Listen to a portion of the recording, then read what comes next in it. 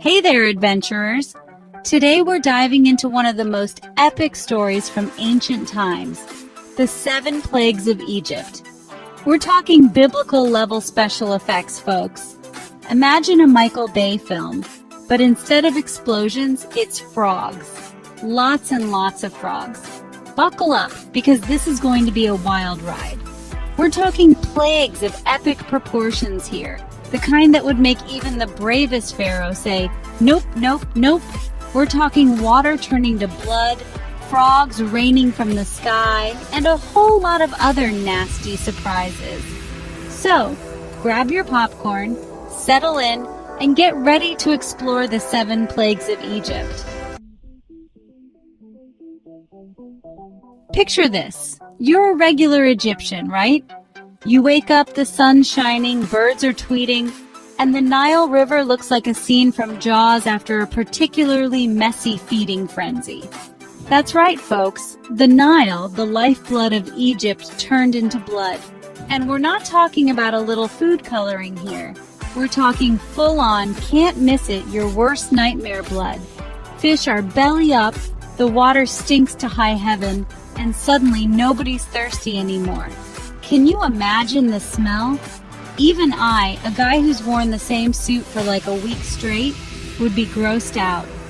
The Egyptians were freaking out. No more baths, no more drinking water, and let's not even talk about what this did to their home decor. Talk about a buzzkill. Pharaoh, meanwhile, is all like, oh, must be a Tuesday. Dude was seriously chill, until the frog showed up. So, the Nile's flowing with blood, everyone's thirsty, and then, bam! Frogs. Everywhere. And I'm not talking about your cute little ribbit kind of frogs. These were the kind of frogs that haunt your nightmares. The kind that make you want to burn your house down and move to the Arctic. They were in the streets, in the houses, even in the bread. Imagine taking a bite of your breakfast and finding a slimy, bug-eyed amphibian staring back at you. Talk about losing your appetite. The Egyptians were grossed out. Pharaoh, still trying to play it cool, probably just used them as stress balls. But even he had to admit things were getting a little out of hand. Okay, so you've survived the blood-red river and the frog invasion. You think you're in the clear, right? Wrong. Because next up on the plague hit parade was lice. And not just a few head scratchers. We're talking a full-blown infestation. Imagine every inch of your body crawling with tiny little insects all day, every day. You couldn't scratch enough. You couldn't bathe enough. You couldn't even sleep. It would be enough to make even the most patient person go completely bonkers. The Egyptians were going nuts, literally tearing their hair out, which probably just made the lice more excited. Pharaoh, however, was probably used to this. I mean, have you ever seen those elaborate headdresses? Talk about a lice buffet. Chapter 4, Flypocalypse. Now, just when the Egyptians thought it couldn't get any worse, the flies arrived. And not just your average, annoying housefly. Oh no. These were like flies on steroids. Giant, buzzing, biting machines of torment. They were everywhere, swarming the streets, blackening the sky, and generally making life a living hell. Imagine trying to enjoy a nice cup of blood-free Nile water with a side of frog legs. Hey, when in Rome, right? When suddenly, bam, you're in the middle of a fly tornado. It would be enough to make you swear off picnics forever. The Egyptians were at their wits' end. Pharaoh, meanwhile, was probably just annoyed that he couldn't get a decent flyby anymore. Look, guys, I appreciate the air support, but could you maybe buzz off for a bit? Chapter 5, Move. Over. This plague's got beef. So far, the plagues have been pretty rough on the Egyptians. But this next one hit them right where it hurt, their stomachs. That's right, folks. Plague number 5 was all about livestock pestilence. Cows, sheep, goats, you name it. They were dropping like flies, which, let's be honest, were probably dropping at about the same rate. Imagine being a farmer in ancient Egypt. You've survived the blood-red river, the frog invasion, the lice infestation, and the fly apocalypse.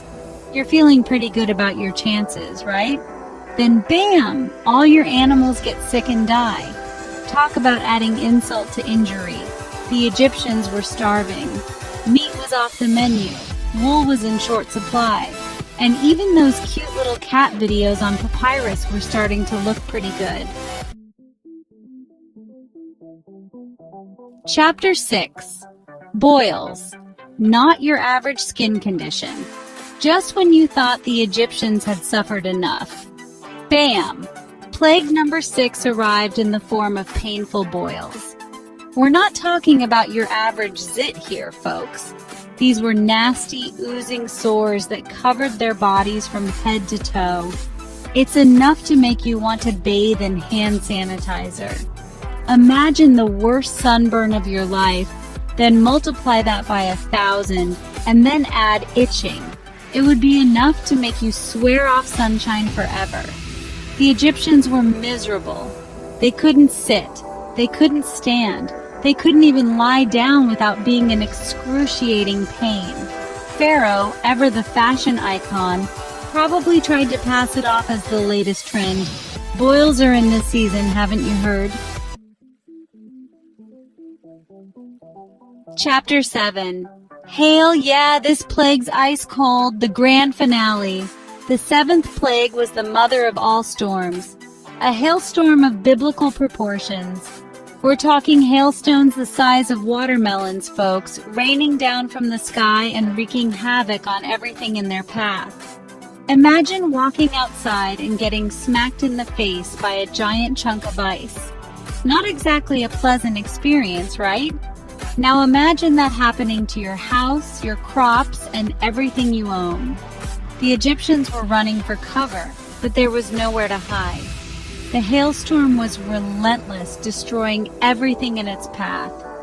Pharaoh, finally realizing that maybe, just maybe, this wasn't a coincidence, decided to let Moses and his people go. And there you have it, folks, the 7 plagues of Egypt. We've seen blood, frogs, lice, flies, dead animals, painful boils, and a hailstorm that would make Mother Nature herself say, "Whoa, that's a bit much." It's a story that's been told and retold for centuries, and it never fails to amaze and maybe gross out audiences everywhere. Thanks for joining us on this incredible journey. We've explored the depths of ancient Egypt, witnessed the wrath of the plagues, and learned a valuable lesson about the importance of listening to your mom, or, a powerful prophet. Who knew history could be so entertaining and slightly nauseating? Don't forget to like, subscribe, and hit that notification bell for more amazing adventures. We've got a whole lot more epic stories up our sleeves, and trust me, you don't want to miss them. Until next time, stay curious, stay adventurous, and for the love of all that is holy, stay away from open water in ancient Egypt.